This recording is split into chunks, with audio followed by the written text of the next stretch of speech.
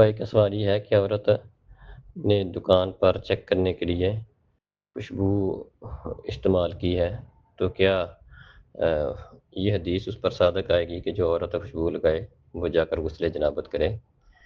अबू दाऊद वगैरह में हदीस है, नबी मुकरम सल्लल्लाहु अलैहि वसल्लम ने फरमाया कि जो भी औरत खुशबू लगाकर मस्जिद की तरफ जाती है तो उसकी नमाज कबूल नहीं होगी यहाँ तक कि वो जाकर गुस्ल करे। तो इस हदीस को बाज़ उलमा ने तो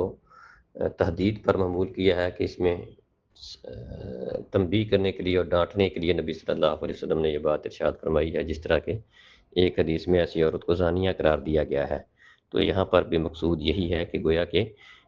ये बहुत बड़ा फ़ेल है, तो उसको जाकर गुस्ले जनाबत करना चाहिए।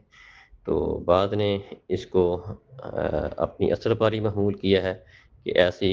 औरत जिसने खुशबू लगाई हुई हो, उसका मस्जिद में जाना बिल्कुल ठीक नहीं है, वापस जाए और जाकर अच्छी तरह अपने जिस्म से और अपने कपड़ों से खुशबू को साफ़ करे और फिर मस्जिद की तरफ जाए। तो बाकी जो सूरत आपने ज़िक्र की है, अगर लाइल्मी की वजह से हो गया है, तो अल्लाह ताला इसको माफ़ करने वाला है।